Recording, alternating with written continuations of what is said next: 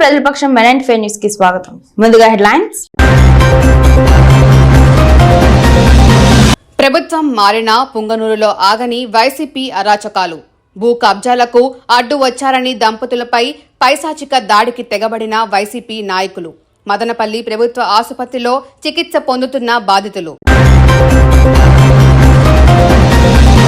యువత మేలుకో, మత్తు వదులుకో. పిల్లల పట్ల తల్లిదండ్రులు జాగ్రత్తలు వహించాలి. ప్రముఖ మానసిక వైద్య నిపుణురాలు డాక్టర్ రాధికతో N95 న్యూస్ ప్రత్యేక కథనం. అనారోగ్యంతో మృతి చెందిన తల్లి, ఫోన్లో స్పందించని దుబాయ్లో ఉన్న నాన్న, ఆసుపత్రిలో వెక్కి వెక్కి ఏడుస్తున్న చిన్నారి, అక్కున చేర్చుకొని ఓదారుస్తున్న ఆసుపత్రి సిబ్బంది. ప్రమాదవశాత్తు కదిలే రైలులో నుంచి పడి లారీ డ్రైవర్కు తీవ్ర గాయాలు. తిరుపతి టు కదిరి రైల్లో CTM వద్ద జారిపడిన వ్యక్తికి తీవ్ర గాయాలు. ఇక డీటెయిల్స్ చూస్తే, ప్రభుత్వం మారిన పొంగనూరులో ఆగని వైసీపీ అరాచకాలు. భూ కబ్జాకు యత్నించిన వైసీపీ నేతలు. అర్ధరాత్రి ఇంట్లోకి చొరబడి దంపతులపై పైశాచిక దాడి. మారణాయుధాల దాడిలో ఇద్దరికి తీవ్ర గాయాలు. 2 రోజుల్లో చంపేస్తామంటూ మాస్ వార్నింగ్. పుంగనూరు ఇలాకాలో వైసీపీ అరాచకాలు పేట్రెగ్గిపోతున్నాయి. చౌడేపల్లి మండలంలోని బోయకొండ ఆలయానికి సమీపాన ఉన్న కోట్ల విలువ చేసే హుండీ సతీష్ కుమార్ భూమిని వైసీపీ నేతలతో చేతులు కలిపి 1015 ఖాతా నెంబర్ని సగభాగం జయచంద్ర దౌర్జన్యంగా రాయించుకొని కబ్జా చేశాడు. అంతటితో ఆగకుండా కొంత భూములను అక్రమంగా రిజిస్టర్ చేయించారు.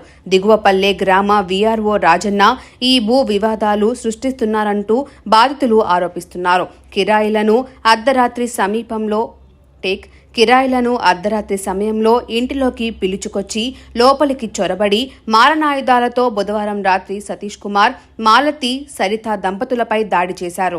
ఈ దాడిలో దంపతులు తీవ్రంగా గాయపడ్డారు. దాడి అనంతరం కూతల కృష్ణ, చెద్దల నుంచి వచ్చిన రెడ్డప్పలు కిరాయి గూండాలతో కలిసి 2 రోజుల్లో సతీష్ కుమార్ ను చంపేస్తామని మాస్ వార్నింగ్ ఇచ్చారు. దాడిలో గాయపడిన బాధితులను కుటుంబీకులు చికిత్సల కోసం వెంటనే మదనపల్లి జిల్లా ప్రభుత్వ ఆసుపత్రికి తరలించడంతో వైద్యం పొందుతున్నారు. దాడి విషయమై బాధితులు చౌడేపల్లి పోలీసులకు ఫిర్యాదు చేయగా ఆసుపత్రిలో చికిత్స పొంది తర్వాత వస్తే కేసు నమోదు చేస్తామని ఉచిత సలహా ఇచ్చినట్లు తెలిపారు.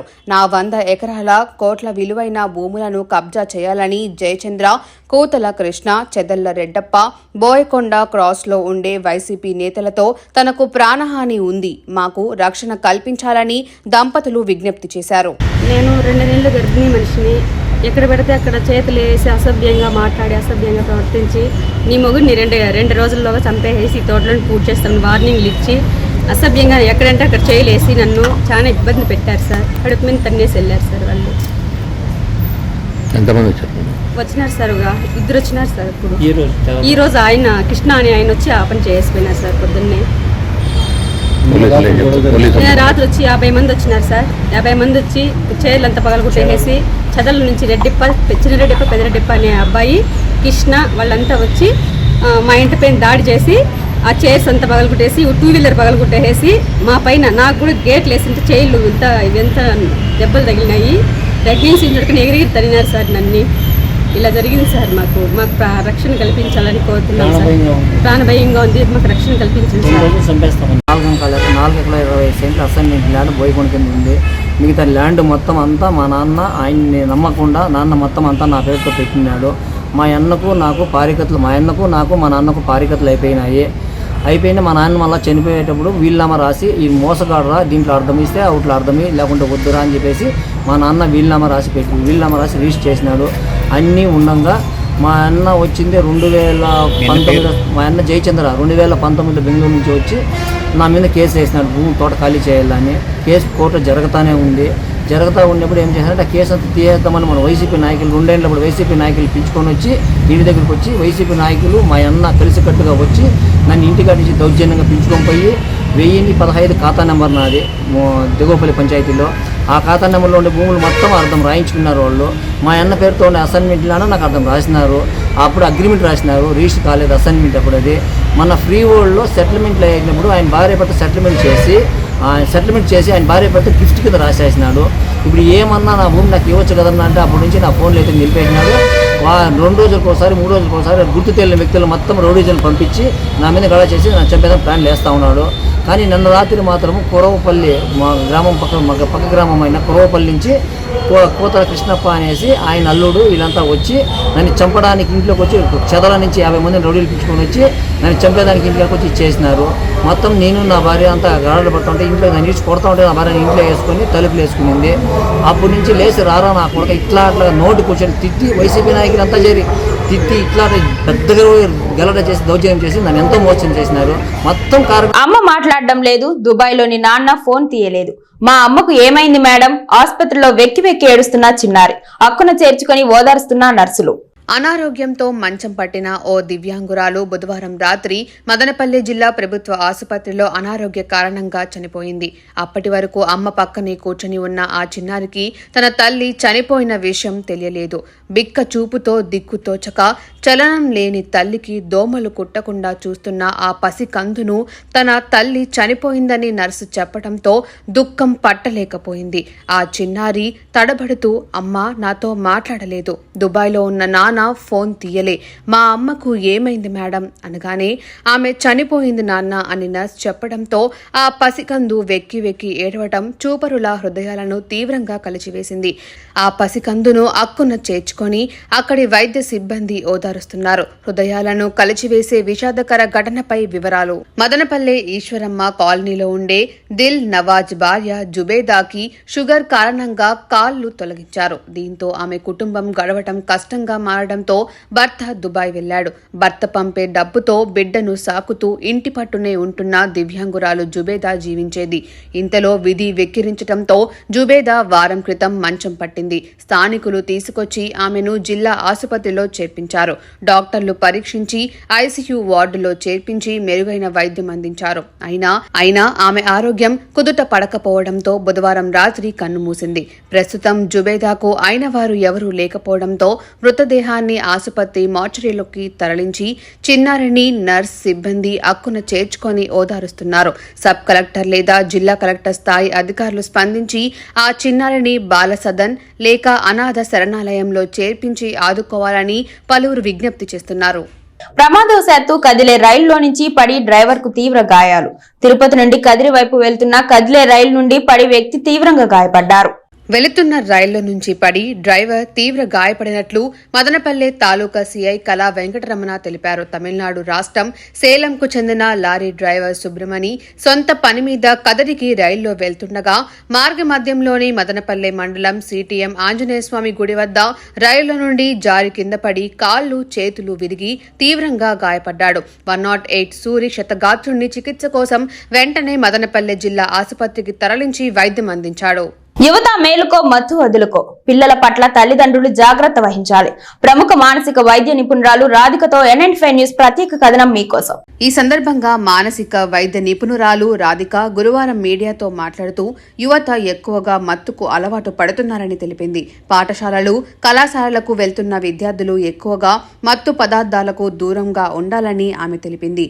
మత్తు పదార్థాలు విక్రయించే వ్యక్తులు మాయమాటలు చెప్పి అభంశుభం తెలియని 16 సంవత్సరాల వయసున్న పిల్లలకు అలవాటు చేయటం జరుగుతుందని పిల్లలు వారి తల్లిదండ్రులు జాగ్రత్త వహించాలని చెప్పుకొచ్చింది.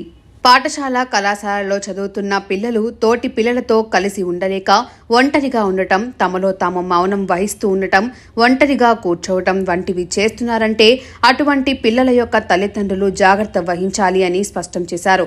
పిల్లలలో ఇటువంటి లక్షణాలను గుర్తించగలిగిన తల్లిదండ్రులు మదనపల్లి సర్వజన బోధన ఆసుపత్రిలో డ్రగ్ ఎడిక్షన్ సెంటర్ను సంప్రదించాలని చెప్పుకొచ్చింది. మదనపల్లి సర్వజన బోధన ఆసుపత్రిలో ఎడిక్షన్ సెంటర్ నందు మత్తు పదార్థాల వ్యసనాలకు బానిసలైన వారికి తగు రీతిలో కౌన్సిలింగ్ ఇచ్చి వారిని నయం చేసేందుకు 24 గంటలు అందుబాటులో ఉంటామని మానసిక వైద్య నిపుణురాలు రాధిక మీడియాతో స్పష్టం చేసింది. చిన్నపిల్లల నుంచి అంటే స్కూల్ ఏజ్ నుంచి, ఎందుకంటే స్కూల్స్లో పిల్లలు కూడా దీనికి ఎఫెక్ట్ అవుతున్నారు కాబట్టి టీచర్స్ కానీ తల్లిదండ్రులు కానీ పిల్లల్లో ఇలాంటి మార్పులు అంటే వాళ్ళని కొంచెం స్కూల్కి రెగ్యులర్గా వెళ్ళడము, వాళ్ళు ఒంటరిగా కూర్చోవడము, లేకపోతే ఎవరితో కలవలేకపోవడము, అన్నిటికీ కోపం వ్యక్తం చేయడం లేదా చిరాకు అసహన వ్యక్తం చేయడం, ఇలాంటి వాళ్ళని ముందుగా గుర్తించాలి. అదే టీచర్స్ కూడా పిల్లలు స్కూల్లో వెనకబడటము, స్కూల్కి సరిగా రాకపోవడం, ఇలాంటివన్నీ గమనించాలండి.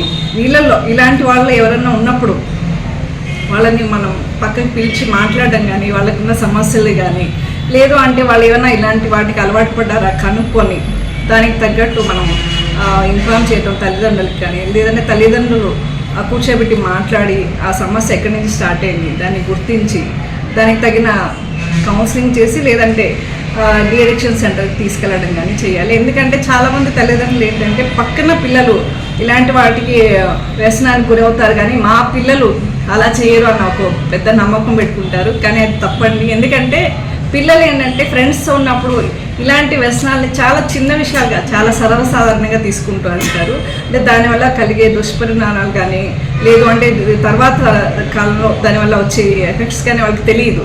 వాళ్ళు ఏంటంటే అప్పుడు దానివల్ల వచ్చే ఒక ఆనందం, అంటే ఎక్సైట్మెంట్ కోసం దాన్ని ఫీల్ అవ్వడానికి కానీ, లేదు అంటే ఇప్పుడు కొంతమంది ఏంటంటే చిన్న ఎగ్జామ్స్ స్ట్రెస్లో ఉన్నప్పుడు కానీ, లేదంటే పక్కన వాళ్ళు ఏమైనా అన్నారు కానీ ఒక రకమైన డిప్రెషన్ ఉన్నప్పుడు ఫ్రెండ్స్ ఆఫర్ చేస్తూ ఉంటారు, ఇది తీసుకొని నీకు బాగుంటుంది అని. ఒకసారి ట్రై చేద్దామని తీసుకుంటారు, అదే అలవాటుగా మారిపోతారు ఉంటారు. ఎందుకంటే ఈ మత్తు పదార్థాలు అనేవి ఒకసారి స్టిమ్యులెంట్గా మన బ్రెయిన్ని స్టిమ్యులేట్ చేస్తే తర్వాత క్రేవింగ్, అంటే అదే కావాలనిపిస్తూ ఉంటుంది. ఆ విషయం పిల్లలకి తెలియదు ఫస్ట్లో. సో ఇది వీళ్ళు ఏమంటే ఆ స్ట్రెస్. అక్టోబర్ 17 శ్రీ ఆదికవి వాల్మీకి మహర్షి జయంతిని వాడవాడలు నిర్వహించాలని వాల్మీకి సంఘం రాష్ట్ర అధ్యక్షుడు పులి శ్రీనివాసులు పిలుపునిచ్చారు. స్థానిక వాల్మీకి సంఘం మదనపల్లి కార్యాలయం నందు వాల్మీకి మహర్షి జయంతి వేడుకల నిర్వహణ గురించి చర్చించి ప్రతి గ్రామంలో మహర్షి వాల్మీకి జయంతిని అట్టహాసంగా నిర్వహించాలని వాల్మీకి సంఘం రాష్ట్ర అధ్యక్షుడు పులి శ్రీనివాసులు పిలుపునివ్వడం జరిగింది. పులి శ్రీనివాసులు మాట్లాడుతూ సంపూర్ణ రామాయణాన్ని లిఖించి శ్రీరాముని గొప్పతనాన్ని దిశలా వ్యాపించి మానవీయ విలువలను, బంధాలను, బంధుత్వాలను, బాధ్యతలను తెలియజేసి హిందూ మతాన్ని నేటికి సజీవంగా ఉంచిన పురుషోత్తముడు శ్రీ వాల్మీకి మహర్షి జయంతి వేడుకలలో ప్రతి ఒక్కరూ పాల్గొని ఆదికవి వాల్మీకి మహర్షి సూచించిన మార్గంలో నడవాలని వాల్మీకి సంఘం రాష్ట్ర అధ్యక్షుడు పులి శ్రీనివాసులు స్థానిక వాల్మీకి సంఘం మదనపల్లి కార్యాలయం నందు వాల్మీకులతో సమావేశం నిర్వహించి తెలియజేశారు. ఈ కార్యక్రమానికి వాల్మీకి సంఘం రాష్ట్ర ఉపాధ్యక్షులు సద్దల జయసింహ, మదనపల్లె అధ్యక్షులు వలసల మంజునాథ్, వైఎస్ఆర్ కాలనీ గౌరవ అధ్యక్షులు బొంత రామకృష్ణ, ఆటో యూనియన్ గౌరవ అధ్యక్షులు నరసింహులు, నిమ్మలపల్లి మండలం కోఆర్డినేటర్ పి కృష్ణమూర్తి, మహిళా వాల్మీకి సంఘం నాయకులు పెద్ద రమణమ్మ గారి గౌరమ్మ, అరవ నిర్మలమ్మ, బొంత శ్యామలమ్మ, 4వ వార్డ్ ప్రధాన కార్యదర్శి కోనే రమణప్ప, 1వ వార్డ్ యువత అధ్యక్షులు అర్జున్, చింతయ్య గారి కోట అధ్యక్షులు మూరన్న గారి వెంకటరమణ, చిలక బయలు గౌరవాధ్యక్షులు డేగల రామకృష్ణ, గౌతమి నగర్ అధ్యక్షులు P Chalapathi, P Narayanaswamy, P Ramappa, J Srinivasulu తదితరులు పాల్గొన్నారు. వాల్మీకి మహర్షి జయంతిని అట్టహాసంగా నిర్వహించడం కోసం అన్నమయ్య జిల్లా మదనపల్లి నియోజకవర్గంలో ఉన్నటువంటి వాల్మీకి సంఘం కుల పెద్దలందరినీ ఈరోజు సమావేశం నిర్వహించి రాబోయే అక్టోబర్ 17 వాల్మీకి మహర్షి జయంతిని అట్టహాసంగా అంగరంగ వైభవంగా ప్రతి గ్రామంలో వాడవాడల ప్రతి వాల్మీకి ఇంట్లో మరి వాల్మీకి మహర్షి జయంతిని నిర్వహించాలని, ప్రతి కుటుంబం వాల్మీకి కుటుంబాల ఇంటిపైన వాల్మీకి మహర్షి జెండాను ఎగరవేయాలని, ప్రతి వాడవాడల గ్రామాన ఉన్నటువంటి వాల్మీకి మహర్షి విగ్రహాల ముందు వాల్మీకి జయంతిని అట్టహాసంగా నిర్వహించి, మరి వాల్మీకి విగ్రహాలు లేని ఊర్లలో శ్రీరాముని గుడినందు వాల్మీకి జయంతిని నిర్వహించి అక్కడ గ్రామంలో ఉన్నటువంటి వాల్మీకి కుల బాంధవులతో పాటు ఎస్సీ, ఎస్టీ, బీసీ, మైనారిటీ రాజకీయ నాయకులందరినీ కూడా, మేధావులను, మహిళలను, రైతులను, కార్మికులను, కర్షకులను, ఉద్యోగస్తులను, విశ్రాంత ఉద్యోగస్తులను, యువతను ప్రతి ఒక్కరిని సమీకరించి వాల్మీకి జయంతి నిర్వహణ ఏ విధంగా చేస్తే బాగుంటుందనే కార్యక్రమం ఈరోజు తలపెట్టినాము. ప్రతి ఒక్కరూ వచ్చి వాళ్ళ సలహాలు సూచనలు అందరూ ఇచ్చారు. వాల్మీకి జయంతి అంటే మనం ఇంట్లో ఉగాది పండుగ, టెంకాయల పండుగ, ప్రతి ఒక్క పండుగ ఎట్లా చేసుకుంటామో ఇల్లు వాకిలి పరిశుభ్రంగా పెట్టుకొని వాల్మీకి మహర్షి పోటీ కూడా పెట్టుకొని ప్రతి ఒక్క ఇంట్లో వంటకాలన్నీ చేసి చుట్టుపక్కల వాళ్ళకు కూడా పంచే విధంగా చేస్తే మనం వాల్మీకి జయంతి అని చెప్పి ప్రతి ఒక్కరికి చెప్తాం. కాబట్టి ప్రతి ఒక్కరు కూడా ఊరు పల్లెల్లో కూడా తెలుసుకుంటారు. ప్రతి ఒక్క శ్రీరాముని గుళ్ళో కూడా వాల్మీకి చిత్రీకరణ పటం పెట్టి భజన చేయిస్తూ వాల్మీకి పౌర్ణమి ఈరోజు, వాల్మీకి జయంతి ఈరోజు అని చెప్పి ప్రపంచంలో ప్రతి ఒక్కరికి తెలిసేట్టుగా కూడా మనం ఒక్కరున్నా 100 మంది ఉన్నా 10 మంది ఉన్నా ఏ గుళ్ళో మన స్వామివారి చిత్రపటాన్ని పెట్టి జయంతి ఉత్సవాలు అంగరంగ వైభవంగా జరపాలని, తద్వారా మన గుర్తింపు వస్తుంది. కాబట్టి ఖచ్చితంగా వాల్మీకి మహర్షి జయంతిని ముఖ్యంగా ముందుకు తీసుకొని పోతూ వాల్మీకులు బలోపేతం కావాలని చెప్పి రాజకీయంగా అన్ని విధాలుగా ముందుకు రావాలంటే ఘనంగా జన్మదిన వేడుకలు జరుపుకున్న జనసేన నాయకులు అప్రోచ్ ఖాన్ మండల కేంద్రంలో తవలం క్రాస్ వద్ద తన నివాసంలో ఏర్పాటు చేసిన 19వ జన్మదిన వేడుకలను ఘనంగా నిర్వహించారు. ఈ కార్యక్రమానికి జనసేన తెలుగుదేశం పార్టీ నాయకులు కార్యకర్తలు పాల్గొన్నారు. జనసేన పార్టీ అధ్యక్షులు తోట కళ్యాణ్, టీడీపీ పార్టీ మండల మాజీ అధ్యక్షులు రాజన్న మీడియాతో మాట్లాడుతూ జనసేన పార్టీ నాయకులు అప్రోచ్ ఖాన్ 19వ జన్మదిన వేడుకలు జరుపుకోవడం చాలా ఆనందంగా ఉందని, ఆయనకు జనసేన, టీడీపీ, బీజేపీ కూటమి ప్రభుత్వం నాయకులు, కార్యకర్తలు అండగా ఉంటామని, వారి యొక్క వయస్సులో ప్రజా సేవ చేయటం ఎంతో ఆనందంగా ఉందని, ఆయన చిరుకాలం ప్రజా సేవకుడిగా అందరికీ సేవ చేయాలని, ఆయనకు భగవంతుడు ఆశీస్సులు ఉండాలని కోరారు. ఈ కార్యక్రమంలో జనసేన, టీడీపీ పార్టీ అధ్యక్షులు, మాజీ అధ్యక్షులు రాజన్న, తవలం సర్పంచ్ రెడ్డప్ప, మల్లప్ప, శ్రీపతి, దిగువపల్లి రెడ్డప్ప, ఎం జయరాం, మల్లికార్జున్ రెడ్డి, శంకర్ రెడ్డి, మైనార్టీ నాయకులు కాసిం ఖాన్, ఫిరోజ్ ఖాన్, షఫీ, బాషా ఖాన్, జనసేన, బీజేపీ, టీడీపీ యువ నాయకులు, గ్రామస్తులు తదితరులు పాల్గొన్నారు. ఈరోజు మన జనసైనికులు అలాగే తెలుగుదేశం పార్టీ కార్యకర్తలందరూ నా పుట్టినరోజుకి విచ్చేసి ఇంత ఘనంగా నిర్వహించినందుకు నేను చాలా సంతోషంగా ఉన్నాను. అలాగే నేను ప్రతి ఒక్కరికి తెలుగుదేశం పార్టీ, జనసేన నాయకులందరూ కూడా నమస్సుమాంజలి. ఈ అప్రోచ్ ఖాన్ యొక్క ఆరోగ్యాలు, అష్టైశ్వర్యాలు మాకు భగవంతుడు బాగా చేకూర్చి కలకాలం సుఖంగా ఉండాలని చెప్పి కోరుకుంటున్నాం. అందరూ కూడా ఆశీస్సులు, మా అందరి ఆశీస్సులు అతను ఉండి అతను బాగా వృద్ధిలోకి రావాలని చెప్పి, అంటే అతని యొక్క యుక్త వయసులో మంచి వృద్ధిలోకి వచ్చి కలకాలం ప్రజాసేవలో ఉండాలని చెప్పి కోరుకుంటున్నాం. జనసేన పార్టీ యువ నాయకులు ఈరోజు అఫ్రోజ్ గారి జన్మదిన సందర్భంగా శుభాకాంక్షలు తెలియజేయడం జరిగింది. భగవంతుడు అల్లా జీసస్ ఆశీస్సులతో ఉన్నతమైన భవిష్యత్తును అనుభవించాలని, అందరి దీవెనలతో ఉన్నతమైన స్థాయికి ఎదగాలని జనసేన పార్టీ అధ్యక్షుల వారి తరఫున, జనసేన కుటుంబీకుల తరఫున, అదేవిధంగా తెలుగుదేశం నాయకులు, కార్యకర్తలందరి తరఫున హృదయపూర్వకంగా జీడీ నెల్లూరు మండలం గొల్లపల్లి గ్రామానికి చెందిన లోకనాథ్ రెడ్డి కోళ్ల ఫారంలో దాచి ఉంచిన అక్రమ బియ్యం, పక్కా సమాచారంతో దాచి ఉంచిన అక్రమ బియ్యాన్ని సీజ్ చేసిన జీడీ పోలీసులు. అక్రమ బియ్యం వ్యాపారం చేస్తున్న ఎస్ఆర్పురం మండలం కొత్తపల్లి మిట్టకు చెందిన సూరిరెడ్డి, పుల్లూరు క్రాస్కి చెందిన మురుగన్, గొల్లపల్లి గ్రామానికి చెందిన లోకనాథ్ రెడ్డి, తమిళనాడు అమ్మియారు కుప్పంకు చెందిన అశోక్ కుమార్ పై కేసు నమోదు. 5 టన్నుల అక్రమ బియ్యంతో పాటు ఒక ఒమిని వాహనం సీజ్.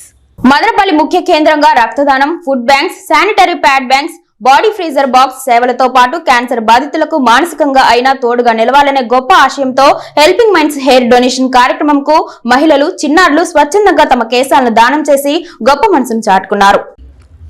మదనపల్లికు అఖిల రాజ్ హెల్పింగ్ మైండ్స్ కార్యాలయానికి విచ్చేసి క్యాన్సర్ బాధితుల కోసం కేశాలు దానం చేసి ఆదర్శంగా నిలిచారు. కేశాలు దానం చేసిన అఖిలకు ప్రశంసా పత్రంతో పాటు పూల మొక్క బహుకరించి అభినందించిన హెల్పింగ్ మైండ్స్ బృందం. ఈ సందర్భంగా హెల్పింగ్ మైండ్స్ వ్యవస్థాపకుడు అబూబక్కర్ సిద్దిక్ మాట్లాడుతూ క్యాన్సర్ బాధితుల కోసం తలపెట్టిన కేశాల దానంలో ఇప్పటికీ 60 మంది కేశాలు దానం చేశారని, కేశాలు దానం చేస్తున్న మహిళలు, చిన్నారులు పరువులకి ఆదర్శంగా నిలుస్తున్నారని పేర్కొన్నారు. సంవత్సరం వ్యవధిలోనే 2వసారి కేశాలు దానం చేసిన అఖిలను అభినందించారు. కేశాలు దానం చేసిన అఖిల మాట్లాడుతూ కేశాలు దానం చేయటానికి తన కుటుంబ సభ్యుల సైతం ప్రోత్సహించారని పేర్కొన్నారు. ఈ కార్యక్రమంలో హెల్పింగ్ మైండ్ సభ్యులు కిరణ్, గుణ తదితరులు పాల్గొన్నారు. క్యాన్సర్ బాధితుల మోములో చిరునవ్వు చిందించాలనే గొప్ప సంకల్పంతో హెల్పింగ్ మైండ్స్ వేస్తున్న అడుగుల్లో భాగంగా ఏమంటే చిన్నారులు, మహిళలు స్వచ్ఛందంగా ముందుకు వచ్చి తమ కేశాలను దానం చేసే విషయం అందరికీ తెలిసిందే. నేడు మనం చూసుకోవచ్చు, హెల్పింగ్ మైండ్స్ కార్యాలయానికి స్వచ్ఛందంగా విచ్చేసి అఖిలారాజ్ గారు తమ కేశాలను దానం చేశారు. ఇక్కడ అఖిలారాజ్ గురించి చెప్పలేము ఏమంటే గతంలో కూడా కేశాల దానం చేశారు. ఇప్పుడు 2వసారి తన కేశాలను దానం చేసినందుకు చాలా ఆనందంగా ఉంది. 60వ కేశాల దాతగా అఖిలరాజ్ గారు నమోదయ్యారు. ఇక్కడ ఏమంటే ఈ కీమోథెరపీలో హెయిర్ లాస్ అయిపోవడము, వాళ్ళు మానసికంగా అయిపోయిందను ఆత్మహత్యలకు పాల్పడతారు. వారికి మానసికంగా అండంగా నిలబడాలని చెప్పి హెల్పింగ్ మైండ్స్ వారికి హెయిర్ డొనేషన్ చేస్తున్నానండి. ఇంతకు ముందు కూడా ఒకసారి డొనేట్ చేశాను. అప్పుడే అనిపించింది ఇంకొకసారి నా హెయిర్ గ్రోత్ చూసి ఇంకొకసారి డొనేషన్ ఇస్తే బాగుంటుంది అనేసి అప్పుడే అనుకున్నాను. నేను హెయిర్ డొనేషన్ ఇవ్వడం ఎందుకు అంటే నా అందం కోసం కాదండి. హెయిర్ అనేది ప్రతి ఒక్క మహిళకి అందం, హెయిర్ అనేది అందము. నేను ఎందుకు ఇస్తున్నానంటే ఇంకొక ఆడపిల్ల ఫేస్ లో నవ్వు చూడాలనేసి హెయిర్ డొనేట్ చేస్తున్నాను. ఈ హెయిర్ డొనేషన్ లో నా ఫ్యామిలీ నాకు ఫుల్ సపోర్ట్ గా ఉన్నారు. ప్రముఖ ఇంజనీరింగ్ విద్యా సంస్థ Madanapalle institute of technology and science కళాశాల నందు బీటెక్ 4వ సంవత్సరం కంప్యూటర్ సైన్స్ అండ్ ఇంజనీరింగ్ చదువుతున్న రోహిత్ రెడ్డి దేశాయ్ మిట్స్ స్టార్టప్ సెల్ కింద గ్యాట్రిక్స్ టెక్నాలజీస్ ప్రైవేట్ లిమిటెడ్ అనే కంపెనీని కళాశాల నందు స్థాపించడం జరిగింది.